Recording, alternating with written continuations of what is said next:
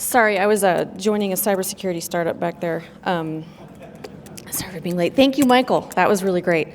For our next session, I'd like to welcome Hugh Burley. Hugh, along with being on our advisory council and was a big part of the planning of this, he is also the director of IT at Thompson Rivers University. So he flew here for this. Thank you so much for traveling, Hugh. He's going to talk about focusing on strategic challenges faced by CISOs, and he brings his rich experience from the academic sector, and I can't wait to hear this one. Hugh, welcome to the stage.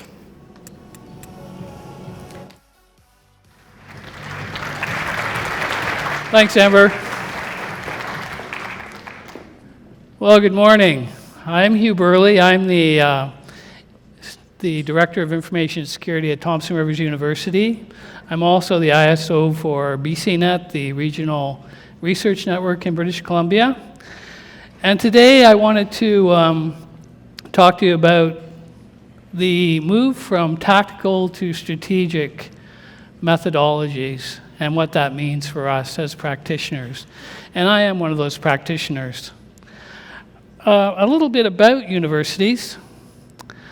Here's a map that has been generated by Brian Lesser at Ryerson, and it shows actually the complexity curve, the blue line, and along the bottom you'll see BitSite scores. Now, I'm not sure you're familiar with BitSite. BitSite does external measurements of information security programs. I think it's very useful as something all of us will have to take a look at in terms of our program measurements in the future. But in the middle there, you'll see the big blue arrows, and that's Thompson Rivers University. And among all those schools, you'll see that we have a moderate complexity level. We are about a $220 million a year organization in terms of budget. We have about 2,200 staff and 27,000 unique students. And that gives us that complexity score that you see there, 2.2, a bit meaningless, but nevertheless shows that we're kind of in the middle of the pack. We're a medium-sized organization. What I wanted to point out, of course, to my executive is that we have one of the highest scores. We're in the top 10 universities in terms of our information security program as measured externally. And I think that's something that we all should be pushing, right? Where are we? Our programs are important to the institution. Where are we in terms of what we've done? So I think we're doing okay.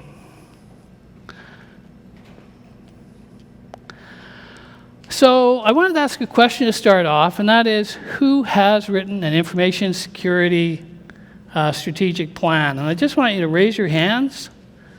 We have 1, 2, 3, 4. Anybody else? 5, 6, 7, 8, 9, 10.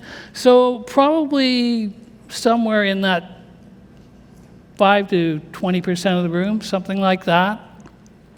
So EDUCAUSE did a similar question at their conference in 2018, and they came up with this.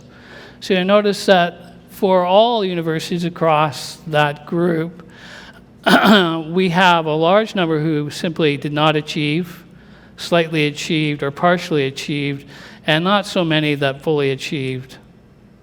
And that, I think, is really representative of the current state of strategic planning in not only post-secondary, but across all the sectors.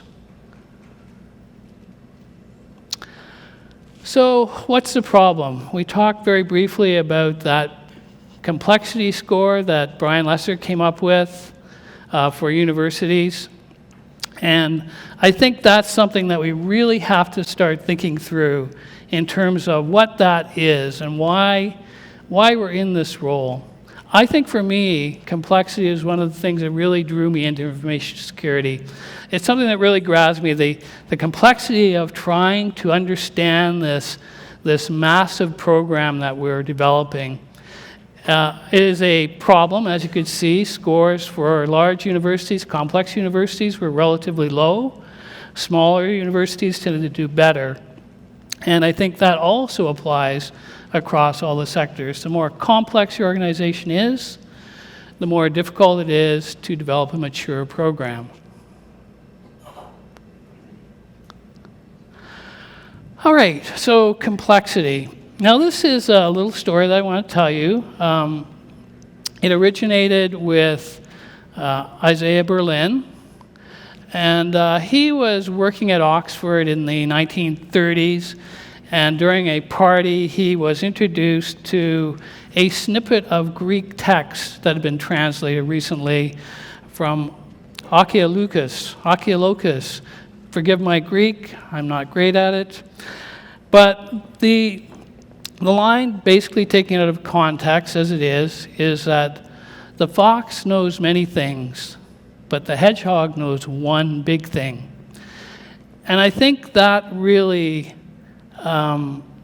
summarizes some of the issues around this issue of complexity that we talked about just a second ago. John Lewis Gaddis from Yale went on to develop that more thoroughly, and I think it's a significant work. If you get a chance to read it, it's based on a course that he offers at Yale. But really, the question that we want to ask is, are we foxes?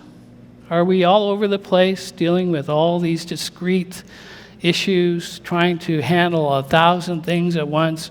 Or are we more the hedgehog? We have one big driver that pushes us, that keeps us on track. And that really is one of those ideas that I think is fundamental to human nature and to beginning to understand what strategy really is all about. So the fox and the hedgehog. Which are you? Who's a fox here? Anybody? More fox? I think I'm more fox. I love the complexity. Who's really a hedgehog? You're just driven by one central desire. Nobody. Okay, we may have some issues with this whole move to strategy. Now, on the other end, so we talked a little bit about the fox. I wanted to also talk about value discipline from Tracy and Ursima.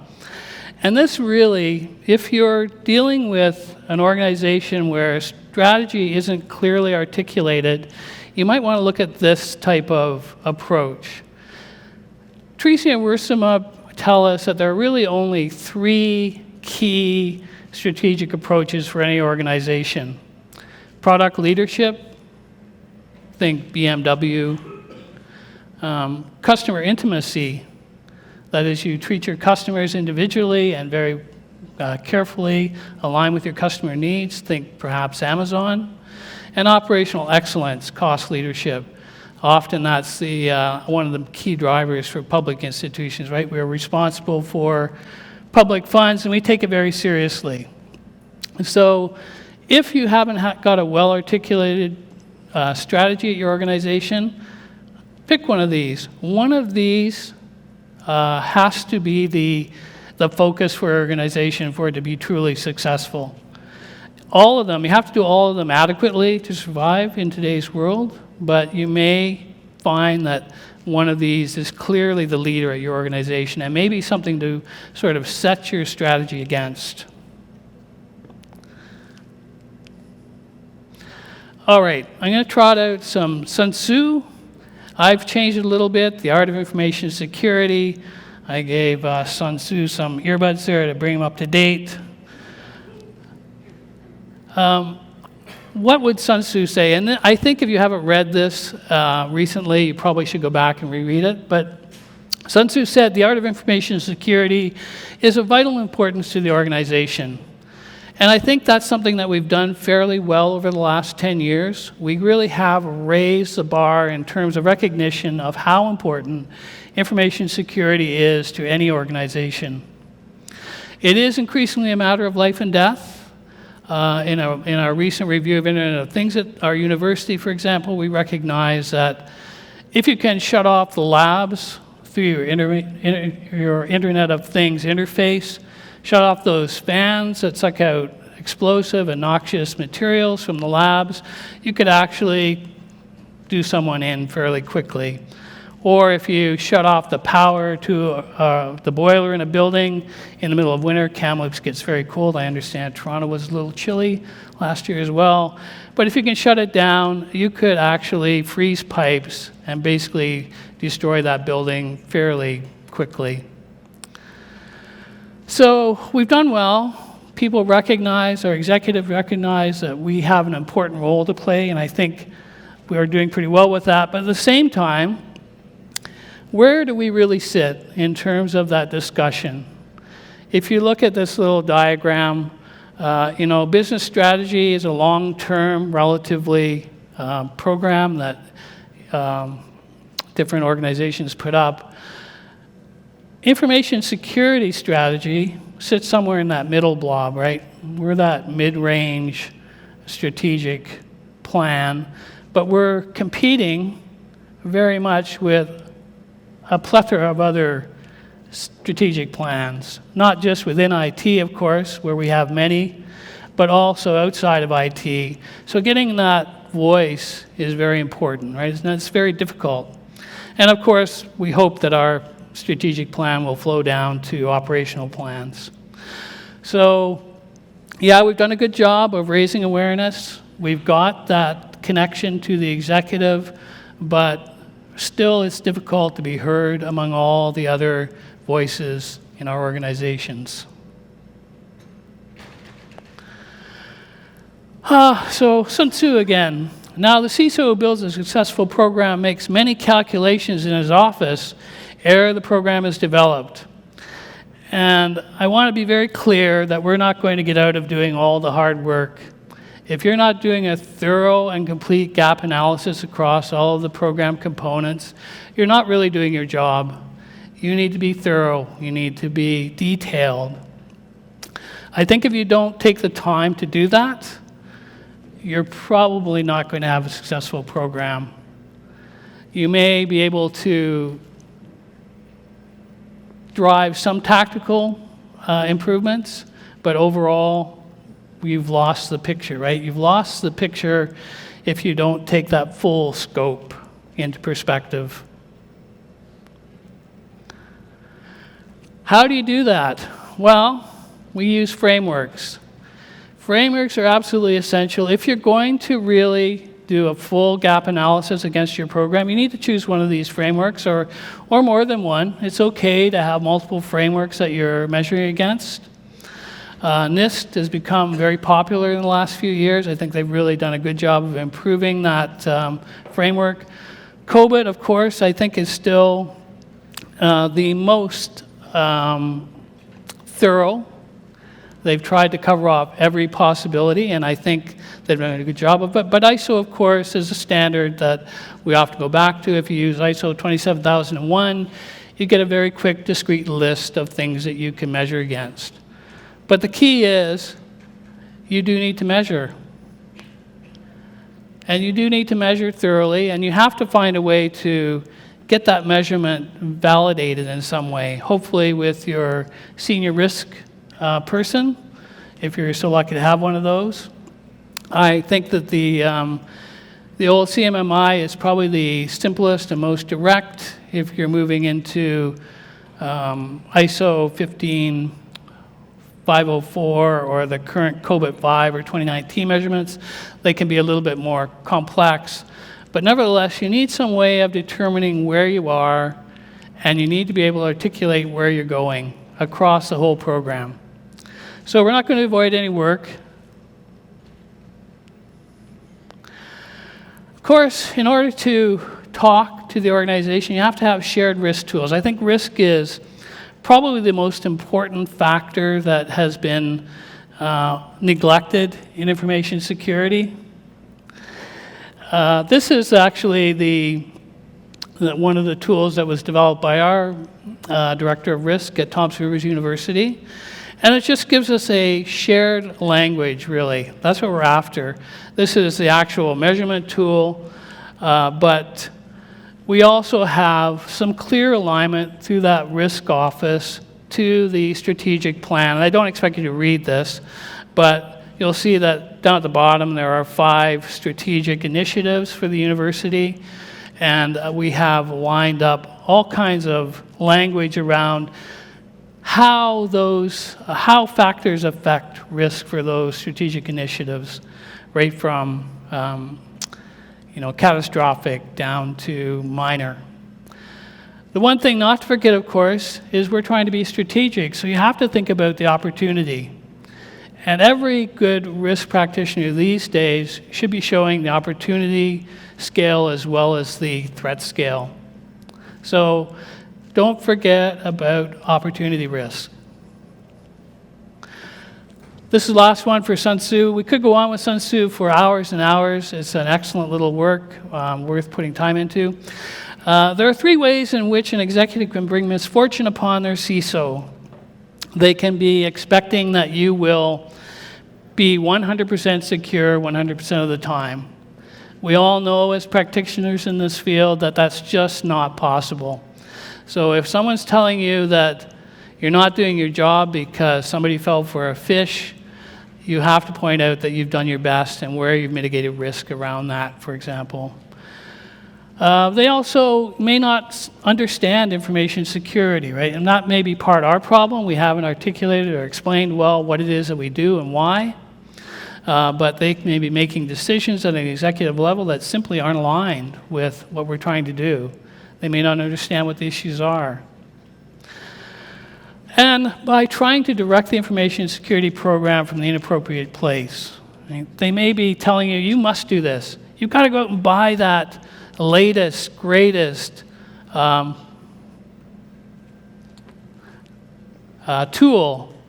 although that may not be the tool that's most important at that time.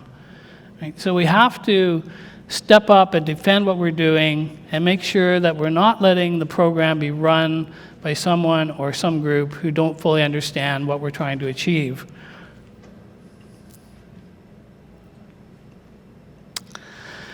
So how do you get that alignment? I promise we are getting to some actual strategy here. How do you get that alignment? I think first off, you have to recognize that you need executive sponsors. You need people who support what you're trying to do and will stand up for you and speak for you when required. You do need those executive leaders, and you have to be meeting with them regularly. Now, regularly for me is actually 3 to 4 times a year.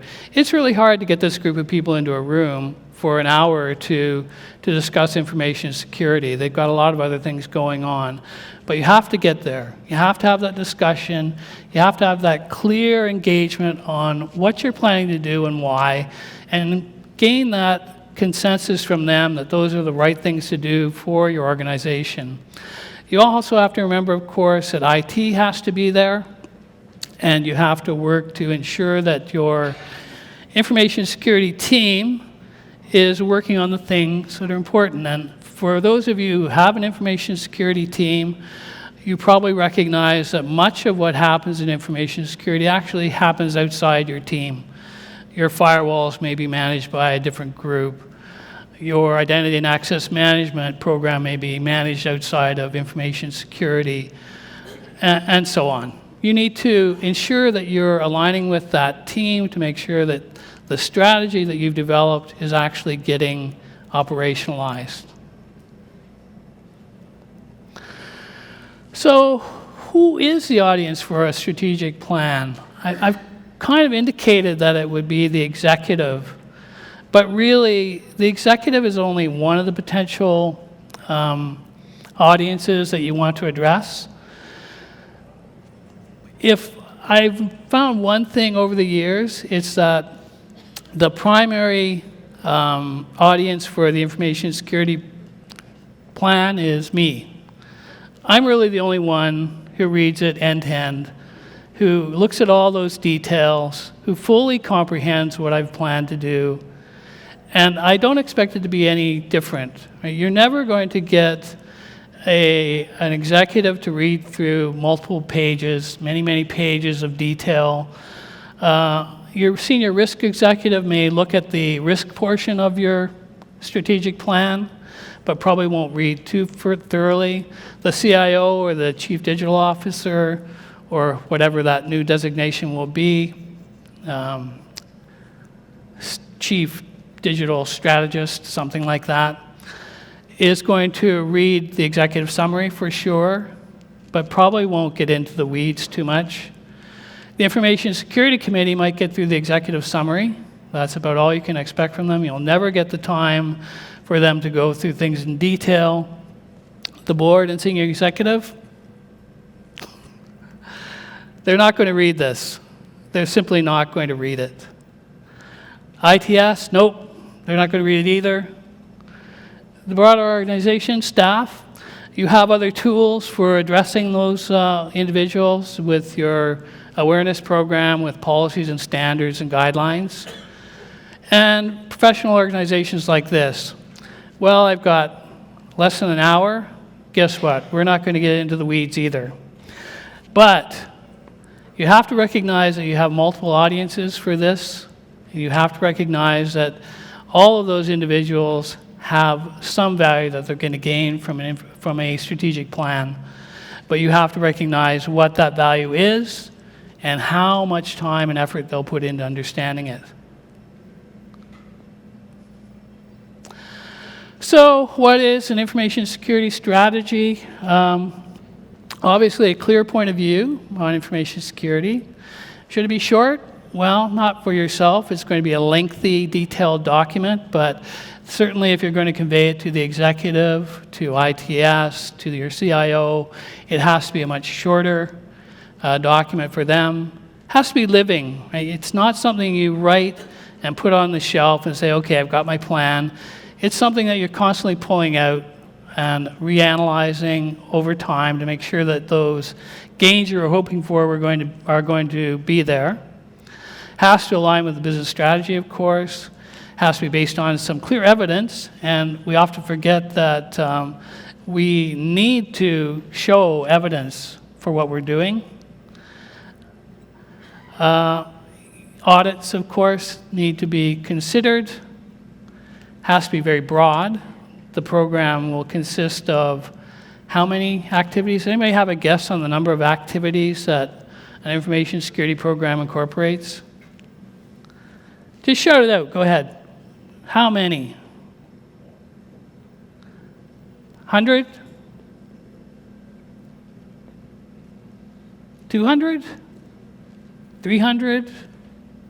400? Yeah, it's up there. So if you go through COBIT 5, you're going to end up with something in the order of 300 to 400 activities that you'll be performing to have a complete information security program. Has to be principles oriented, right? You have to determine whether you're an honest arbiter in this environment. And has to provide the most beneficial allocation of very limited resources. We are never going to get everything we need for our programs, ever. But we will get something, and we're getting more every year, but we have to allocate that very judiciously. What it may not be is long. We're not going to select vendors in this process, not dedicated to any one division in the company, and it's not an executive mandate, right? It is a document that is largely there to be shared and discussed and to drive consensus with your executive steering committee. How many people have an executive steering committee? 1, 2, 3, 4, 5, 6, 7, 8, 9. So once again, a fairly small number of people in the room. You need to have that committee. Don't kid yourselves. You need that alignment with your organization.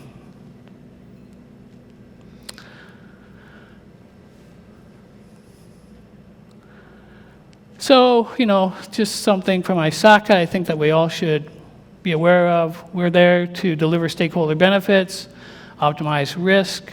We need to know the institutional risk tolerance. We have to have an institutional risk program of some sort, and we have to optimize those limited resources.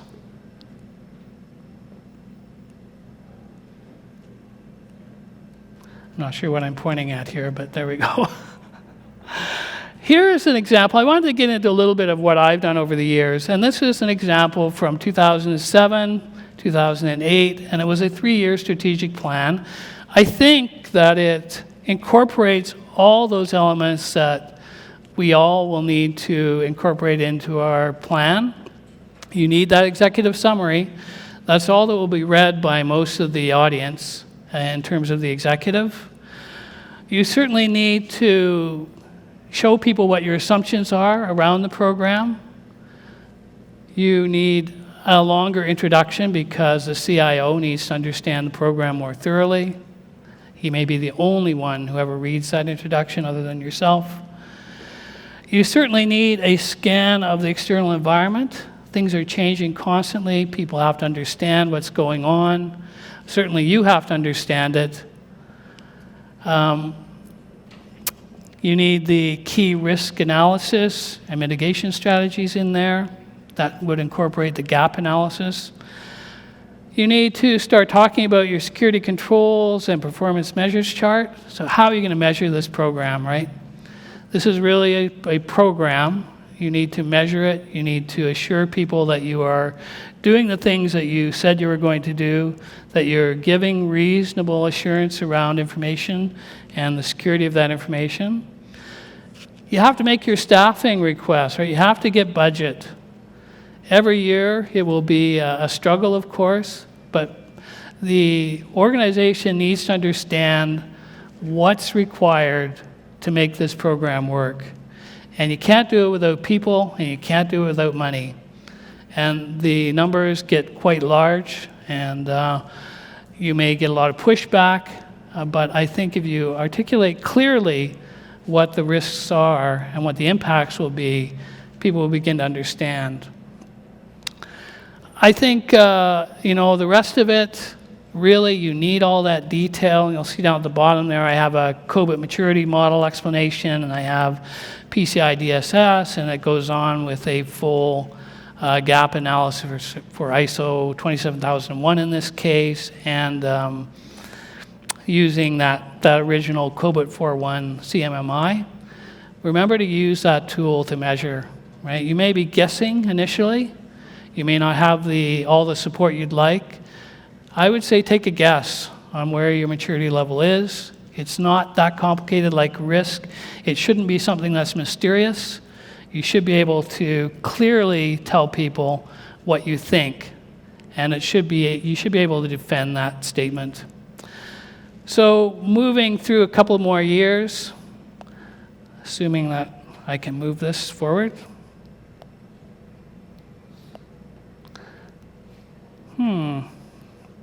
There we go. I think I went backwards somehow.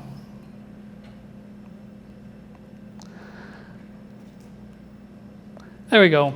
So over the years, I've tried a number of ways to reach that executive group, and this is primarily designed for that steering committee, if you like, or information security committee, as we call it at our school. This one didn't work very well. Was it too complicated? Did I not have enough time? Doesn't really matter. It worked for me. It helped me to map out some activities that I thought were important to the university and explain how likely I was to be able to complete those activities. But honestly, it didn't gain a lot of traction with our executive. This one, moving on to 2012 now, worked very, very well. All of these things were achieved. I think the simplicity, the old standard of short-term memory, 5 plus or minus 2 items, works well for the executive. But I chose things that were very large. We managed to get all of them in place over the following year or two, and this worked well. So I think if you're talking to that executive group, this is more the format that we're headed toward. And we're going to get into more of this in a little while here.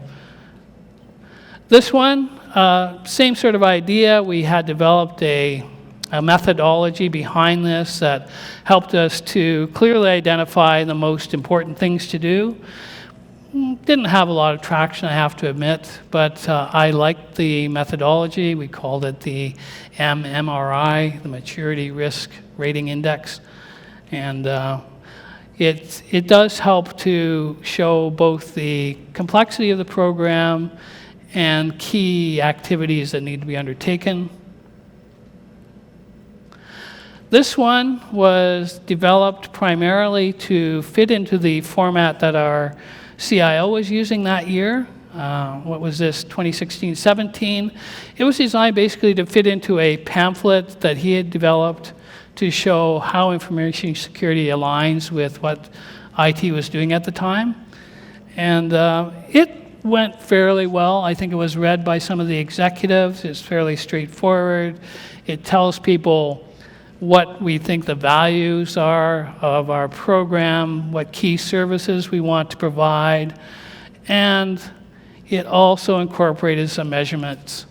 So not too lengthy. I think it had a reasonable impact. We were able to show some targets that we could work toward, which I think is valuable. And finally, in the last year, I have moved on to something that looks like maybe I'm going backward in that the complexity has increased fairly significantly. What I've really been trying to work on over this period is taking all that information, and this diagram is backed by a very large gap analysis tool that was developed by Infotech Pro. I had to incorporate my own risk tab in that giant spreadsheet.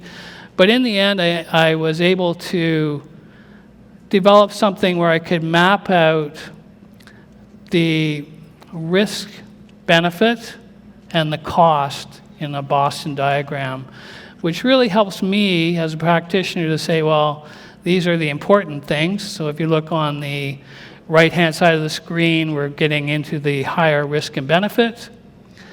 And on the left, lower risk and benefit. At the top, low cost, and at the bottom, high cost.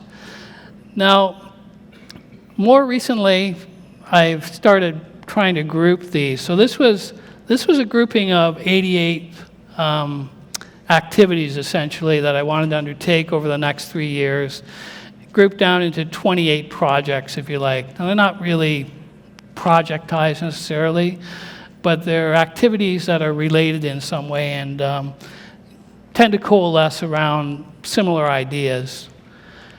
When I started diagramming it out and saying, well, this clump belongs together, and this clump belongs together, and this clump belongs together, I realized I had something that resembles a governance, technologies, and digital strategy program.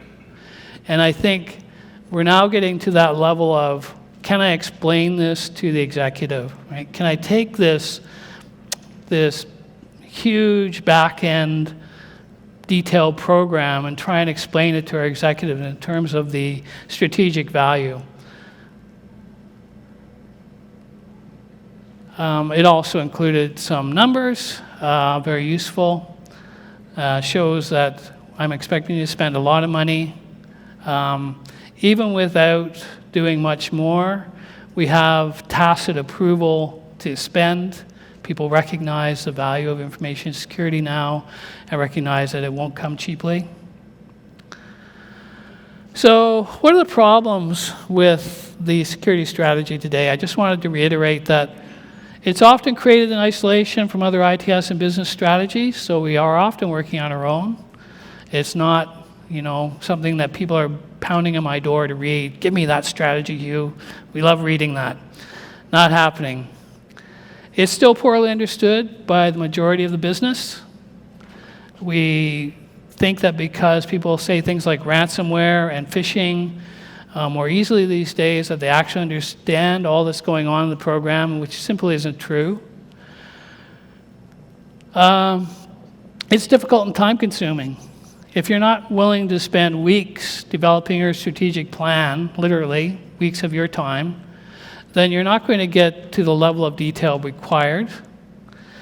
And often what happens is you finish all that work, you put it on the shelf, and there it sits. You never pull it down again. I think I've done fairly well in working through strategic plans year over year to revise them, but overall, it's a difficult thing to do, right? To keep that document alive, keep measuring, and keep ensuring that your program is something that is real and happening. So I wanted to talk about Heather Colella's work, a Gartner VP analyst. She has been very influential in helping me to understand how to begin to take all that stuff and put it in front of our executive in a meaningful way. She says that a one-page strategy is the way to go. I tend to agree. I've been moving more and more toward that very short strategic presentation. She thinks these 6 things are important. And I have looked this over, and I think there's a lot of validity to it. We need to tell our executive, what do we need to do to win? You know, what do we need to do to ensure that our information assets are treated the way they should be treated organizationally, to reduce risk, to improve value? What business capabilities are required for success? What do I have to do, right? And how we're going to use information technology to achieve this goal. And as I pointed out previously, when I sort of mapped out those 28 projects, I think they kind of fall into this plan in a certain way. And this is how I think it would work. Now, this is draft, and it isn't something I necessarily think will fly with our executive. I'll be thinking about it long and hard before I put it in front of my committee. But I think in the end, we need something that is very straightforward for the executive, but that clearly articulates things like cost and resource requirements, what the fundamental issues are that we're going to address, and how we're going to address them. So I've said TRU's Information Security Department will continue to develop, review, and build awareness. And I said cost-effective security technologies will be purchased to incorporate all of those things in the digital strategy, and the Information Security Office will ensure TRU's digital strategies provide secure, reliable, and valuable services and engage our constituents in new and meaningful ways, not without a huge cost. I hope that that helps our executive understand where I'm going and what I want to do, and I am at the end of my time.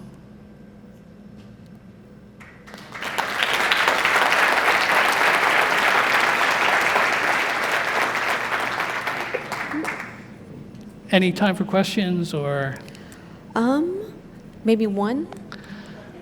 Anyone want to ask One really a good question? I don't see any hands shooting up. This is just like taking my strategic plan to the executive. Thanks, Amber. Thank you, Hugh. It was great.